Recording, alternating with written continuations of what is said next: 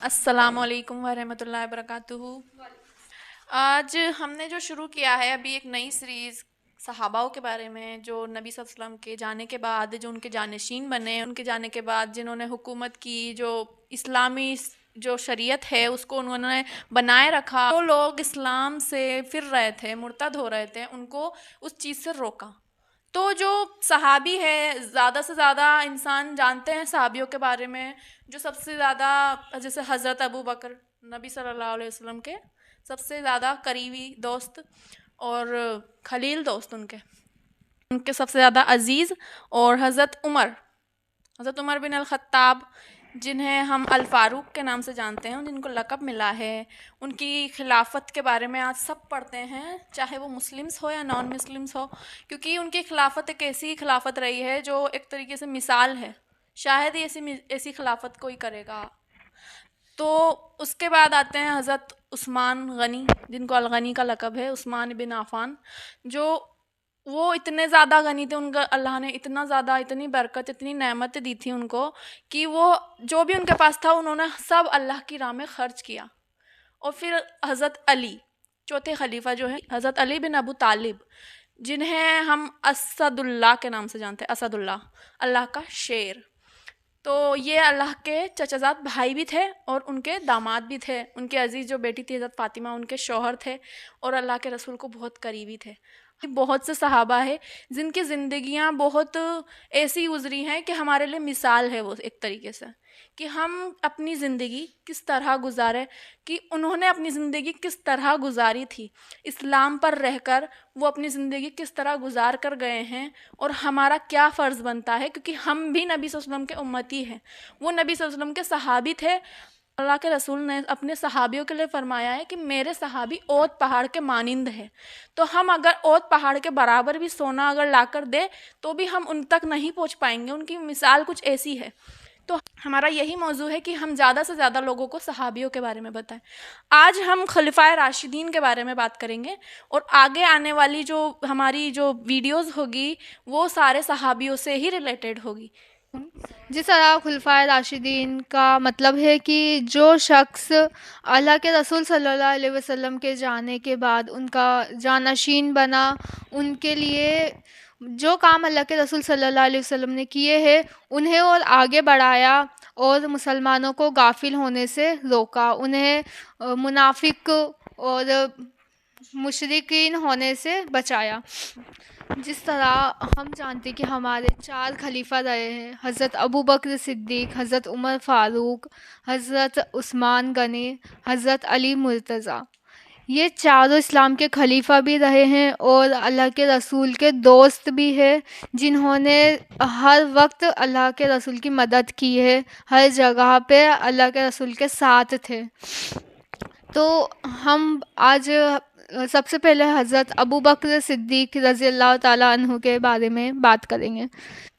حضرت ابو بکر صدیق اللہ کے رسول صلی اللہ علیہ وسلم کے سب سے قریبی دوست تھے، اور اللہ کے رسول صلی اللہ علیہ وسلم کے خسر بھی تھے۔ حضرت ابو بکر صدیق بنو تمیم خاندان سے تھے، اور ان کا نام عبداللہ بن ابو قحافہ تھا۔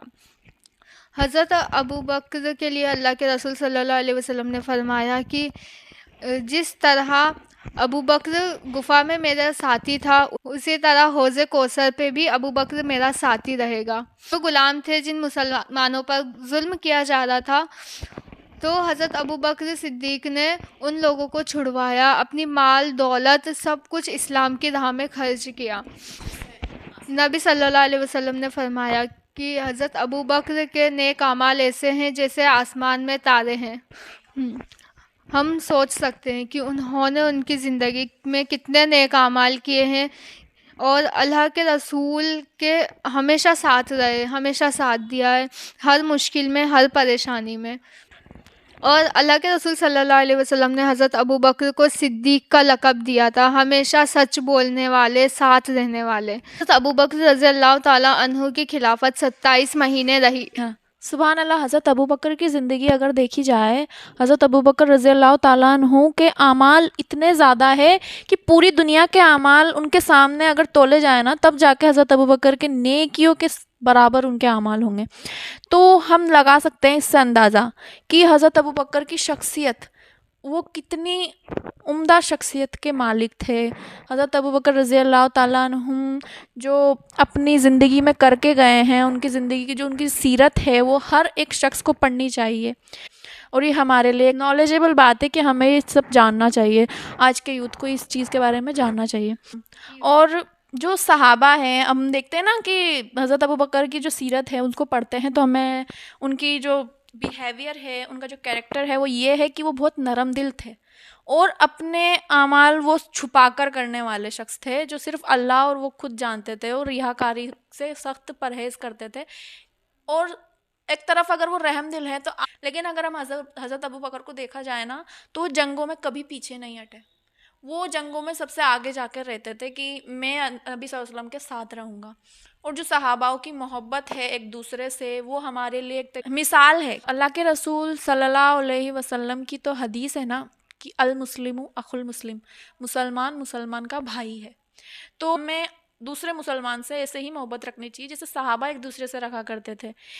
اگر ہم بات کریں، جیسے حضرت ابوبکر کے بارے میں سنا، بہت اچھا لگا. اب آتے ہیں اگر دوسری خلافت پر، تو وہ ہے حضرت عمر کی، جو ایک طریقے سے سب جتنی بھی خلافتیں آ رہی ہیں آج کے دور میں، جو جتنی آئی ہیں ان کے بعد، ان سب کے لیے وہ ایک مثال رہی ہیں کہ حضرت عمر رضی اللہ تعالیٰ عنہ جیسی خلافت تو کبھی آئی ہی نہیں. تو حضرت عمر رضی اللہ تعالیٰ عنہ کو الفاروق کا لقب ملا تھا، یعنی کہ صحیح اور غلط کے بیچ میں فیصلہ کرنے والا. کیونکہ نبی صلی اللہ علیہ وسلم نے حضرت عمر رضی اللہ تعالیٰ عنہ کے لیے فرمایا ہے کہ بے شک اللہ نے عمر کی زبان پر حق رکھا ہے، اسی کے مطابق وہ اب بات کرتا ہے. وہ کبھی بھی کوئی ایسی بات سنتے تھے جو اسلام کے خلاف ہو، اسلام سے تھوڑی ہٹکے ہو، تو وہ اس کو ترک کر دیتے تھے، اور جو بولتا تھا اس کو بھی ترک کر دیتے تھے، اس کو سمجھاتے تھے. وہ کبھی ایسی کوئی بات سنتے ہی نہیں تھے جو اسلام کے خلاف ہو. وہ ہمیشہ اسٹریٹ فارورڈ تھے. جس طرح حضرت ابوبکر نرم دل تھے، رحم دل تھے، اس طرح حضرت عمر رضی اللہ تعالیٰ عنہ اللہ کا معاملہ کوئی کرتا تھا تو اس میں اگر کوئی عدل نہیں کرتا تھا تو وہ اس کے ساتھ سختی سے پیش آتے تھے.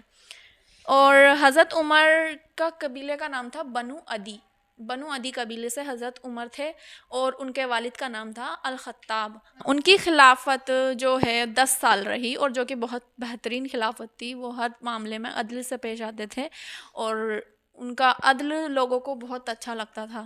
لوگ اس چیز سے بہت متاثر ہوا کرتے تھے. وہ اپنوں کو بھی نہیں چھوڑتے تھے، یہاں تک کہ انہوں نے اپنے بیٹے کو بھی نہیں چھوڑا عدل کرنے میں.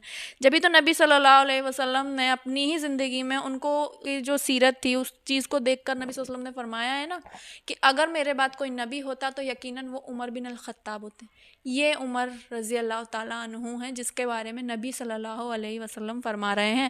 اتنی بہترین شخصیت. ہم حضرت محمد صلی اللہ علیہ وسلم نے یہ بھی فرمایا ہے کہ ایک خطاب کے بیٹے، قسم ہے اس ذات کی جس کے قبضے قدرت میں میری جان ہے، جس راستے سے بھی تیرا گزر ہوتا ہے اس راستے سے تو شیطان بھی بھاگ جاتے ہیں.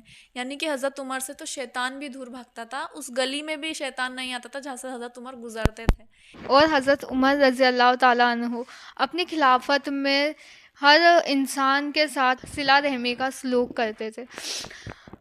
نبی صلی اللہ علیہ وسلم نے فرمایا، ہر نبی کے لیے 2 وزیر آسمان سے ہیں اور 2 وزیر زمین پر، اور میرے لیے 2 وزیر جو آسمان پہ ہے وہ حضرت جبرائیل علیہ السلام ہے اور حضرت میکائیل علیہ السلام ہے، اور جو 2 وزیر زمین پر ہے وہ حضرت ابوبکر صدیق رضی اللہ تعالیٰ عنہ ہے اور حضرت عمر فاروق رضی اللہ تعالیٰ عنہ ہے. ان کے بعد جس طرح پہلے خلیفہ حضرت ابوبکر صدیق رہے اور دوسرے خلیفہ حضرت عمر فاروق رضی اللہ تعالیٰ عنہ رہے، اور ہمارے تیسرے خلیفہ حضرت عثمان غنی رضی اللہ تعالیٰ عنہ ہے. حضرت عثمان بن عفان بنو امیہ خاندان سے تعلق رکھتے تھے. ان کے والد عفان جو کہ مشرک تھے، ہے نا، حضرت عثمان رضی اللہ تعالیٰ عنہ کے عزیز دوست حضرت ابوبکر رضی اللہ تعالیٰ عنہ نے حضرت عثمان کو اسلام کے بارے میں بتایا، تو حضرت عثمان نے اپنے عزیز دوست کی بات مان کر اور اسلام کی اچھائیاں دیکھ کر انہوں نے بھی اسلام قبول کر لیا، اور اسلام میں کی راہ میں جنگوں میں انہوں نے سب سے زیادہ ڈونیشن دیا ہے۔ اللہ کی راہ میں سب سے زیادہ ڈونیشن دینے والے شخص حضرت عثمان رضی اللہ تعالیٰ عنہ ہیں۔ رسول اللہ صلی اللہ علیہ وسلم نے انہیں الغنی کا لقب دیا ہے۔ الغنی کا مطلب بہت مہربان اور بہت دولت مند انسان۔ جنگ تبوک میں حضرت عثمان رضی اللہ تعالیٰ عنہ نے کم سے کم اسلام کی ایک فوج کا دستہ تیار کیا، مطلب 10,000 کے لشکر کے لیے سامان حضرت عثمان نے دیا۔ انہوں نے اسلام کے راہ میں بہت خرچ کیا، اور اسی واقعے پر رسول اللہ صلی اللہ علیہ وسلم نے فرمایا کہ اس دن سے عثمان کو کچھ بھی نقصان نہیں پہنچائے گا، چاہے وہ کچھ بھی کرے۔ مطلب ان کی شخصیت دیکھیے کہ وہ بالکل بھی نہیں گھبراتے اللہ کی راہ میں خرچ کرنے کے لیے۔ حضرت عثمان رضی اللہ تعالیٰ عنہ کی خلافت 12 سال رہی ہے۔ شروع کے 6 سال تو ان کے بہت اچھے گزرے، آخری کے 6 سال میں ان کی خلافت میں بہت زیادہ فتنے پھیلے۔ حضرت عثمان رضی اللہ تعالیٰ عنہ کے لیے نبی صلی اللہ علیہ وسلم نے فرمایا کہ عثمان کو دیکھ کر تو فرشتے بھی شرما جاتے ہیں۔ اور ایک ایسے صحابہ ہے جنہوں نے کسی عورت کی طرف آنکھ اٹھا کر بھی نہیں دیکھا، کسی عورت کی کلائی بھی نہیں دیکھی۔ نبی صلی اللہ علیہ وسلم نے فرمایا جنت میں ہر نبی کا ایک ساتھی ہوگا، اور میرا ساتھی عثمان ہے۔ مطلب یہ دیکھا جائے کہ اللہ کی راہ میں ان صحابیوں نے کتنا کچھ کیا ہے۔ آج کے دور میں ہم برابر تو بہت دور کی بات ہے، ہم اپنا معائنہ کریں تو ہم کچھ بھی نہیں ہیں، ہم تو اسلام کے لیے تھوڑا سا بھی نہیں کر رہے جتنا صحابیوں نے کیا ہے۔ حضرت عثمان تھے، ان کو قرآن پڑھتے وقت شہید کیا گیا تھا۔ سبحان اللہ، کتنی اچھی انہوں نے شہادت جیسی موت پائی ہے۔ اور حضرت عمر تھے، انہوں کو نماز پڑھتے وقت شہید کیا گیا تھا، جب وہ نماز پڑھا رہے تھے، امامت کر رہے تھے۔ ہاں، زہریلی تلوار سے ان کے پیچھے خنجر گھونپ دیا گیا تھا۔ اور حضرت ابوبکر کو تو اللہ نے ہی موت دی ہے۔ اور اب حضرت علی کی بات آتی ہے تو وہ چوتھے خلیفہ ہے جن کو اللہ کے رسول نے اسد اللہ کا لقب دیا تھا، یعنی کہ اللہ کا شیر۔ حضرت علی کی خلافت 4 سال 9 مہینے رہی ہے۔ ان کی خلافت میں کئی فتنے آئے ہیں، ان کو کئی بار بہت بار پریشان کیا گیا ہے، اور منبر پر ان کو بھی قتل کر دیا تھا، ان کو بھی شہید کر دیا گیا تھا۔ حضرت علی نے یہ بھی فرمایا ہے کہ ہم لوگ اس بات سے بعید نہیں کرتے، بعید نہیں سمجھتے کہ سکینت عمر کی زبان سے بولتی ہے، یعنی کہ حضرت عمر جو بھی بات کہتے تھے اس سے سیٹسفیکشن ملتا تھا۔ آج کا کوئی بھی اگر حکمران ایسی بات کرے تو ہمیں کچھ تو ملتا ہے کہ ہاں نہیں ایسا بھی تو ہو سکتا تھا، ہم اپنا خود کا پوائنٹ آف ویو لگاتے ہیں۔ لیکن حضرت عمر کی بات ایسی ہوتی تھی کہ بس انہوں نے کہہ دیا ہاں یہ اس وقت کے لیے بالکل صحیح فیصلہ ہے۔ ان کے جو فیصلے ہوتے تھے بالکل عدل والے ہوتے تھے، انصاف والے ہوتے تھے۔ حضرت علی بن ابو طالب یعنی کہ حضرت ابو طالب کے بیٹے، اور حضرت فاطمہ کے شوہر یعنی کہ نبی صلی اللہ علیہ وسلم کی چہیتی بیٹی حضرت فاطمہ کے شوہر بھی ہیں۔ اور نبی صلی اللہ علیہ وسلم نے یہ بھی فرمایا ہے کہ جس نے میرے اہل بیت سے بغض رکھا وہ جنت میں داخل نہیں ہوگا۔ حضرت علی کی تلوار جو ہے وہ سب سے فیمس ہے، آپ سب جانتے ہیں کہ اس کا نام ہے ذوالفقار، حضرت علی کی تلوار کا نام۔ ہاں، حضرت علی نے کئی جنگیں لڑی ہیں، لیکن سب سے فیمس جنگ جیسے کہ جنگ خیبر ہے، اس میں حضرت علی نے خیبر کے قلعے کا جو دروازہ تھا وہ انہوں نے ایک ہاتھ سے اکھاڑ دیا تھا۔ اس وقت اللہ کے رسول نے ان کو اسد اللہ کا لقب دیا تھا کہ یہ اللہ کا شیر ہے۔ حضرت علی جو ہے وہ ایسی شخصیت ہے کہ جن کے لیے نبی صلی اللہ علیہ وسلم نے یہاں تک یہ بھی فرمایا ہے کہ بے شک علی مجھ سے ہے اور میں علی سے ہوں، جس طرح موسیٰ ہارون سے ہے اور ہارون موسیٰ سے۔ سبحان اللہ۔ حضرت علی کے لیے یہ بھی ہے کہ نبی صلی اللہ علیہ وسلم نے یہ بھی فرمایا ہے کہ میں علم کا شہر ہوں اور علی اس کا دروازہ، جس کو اس شہر میں داخل ہونا ہے وہ علی سے ہوا ہے۔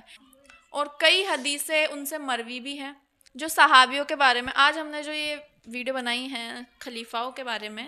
اب جو ہماری شارٹس ڈلیں گی وہ کئی صحابیوں کے بارے میں ہوگی, صحابیات, جو ہم بتائیں گے کہ کس طرح انہوں نے اپنی زندگی کتنی آزمائشوں میں گزاری ہے, کہ ہم اگر ان آزمائشوں میں پڑے تو ہمیں کیا کرنا چاہیے, ہمارے صحابیوں نے کیا کیا ہے, اللہ کے رسول کے کمپینینس نے کیا کیا ہے.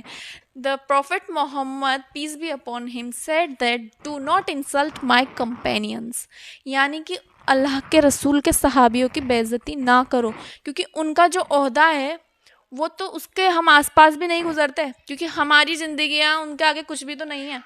حضرت ابوبکر رضی اللہ تعالیٰ عنہ اور حضرت عمر رضی اللہ تعالیٰ عنہ, اور ان کے بعد حضرت عثمان رضی اللہ تعالیٰ عنہ, اور پھر حضرت علی رضی اللہ تعالیٰ عنہ, یہ وہ صحابی ہیں جن کو نبی صلی اللہ علیہ وسلم کے جانے کے بعد جو خلفائے راشدین بنے, اور اسلام کو انہوں نے, اسلام کے جو شریعت تھی ان کو قائم رکھا. اور ہمیں اسلام کیا کہہ رہا ہے, اسلام کیا بتاتا ہے, ہمیں جو لوگوں کو ریسٹرکشنز لگتی ہے, جو ریسٹرکشنز ہے ہی نہیں, وہ اسلامک حدود ہیں عورتوں کے لیے, مردوں کے لیے, بس ان کے دائرہ الگ الگ ہے, ان کے کام الگ الگ اللہ نے بتائے ہیں. اور صحاباؤں کو دیکھا جائے تو they have superior quality, we have nothing. اگر ہم نہیں پڑھیں گے تو ہم نہیں جانیں گے کہ مسلمان کا کیا فرض بنتا ہے. ہمیں بھی ان کی جیسی شخصیت پانی چاہیے, ہمیں ہمارا آئیڈیل نبی صلی اللہ علیہ وسلم کو بنانا چاہیے, صحابیوں میں سے کسی کو بنانا چاہیے, نہ کہ ابھی سیلیبریٹیز ہے جو غلط چیزوں کو پروموٹ کر رہی, نہ کہ ان کو بنانا چاہیے. کیوں بنائیں ہم ان کو جب وہ غلط چیزوں کو پروموٹ کر رہے ہیں, یعنی کہ اسلام کا بائیکاٹ کر رہی ہے, اسلام میں وہ چیز ہے ہی نہیں. اب چاہے وہ مسلمان ہی کیوں نہ ہو, اگر وہ سیلیبریٹیز مسلمان ہیں اور پھر بھی وہ غلط چیزوں کو پروموٹ کر رہی ہے تو وہ مسلمان نہیں ہے, وہ اصل میں صرف نام کے مسلمان ہیں, ان کے کام ایسے ہے ہی نہیں, کیونکہ مسلمانوں کا کام ہوتا ہی نہیں ہے. مسلمان کا تو کام ایسا ہوتا ہے کہ وہ ہر وقت اللہ ہی کو یاد کرتا ہے, اٹھتے بیٹھتے صرف اللہ کو یاد کرتا ہے اور اللہ سے ڈرتا ہے. جس کے دل میں تقویٰ ہوتا ہے وہ مومن ہے.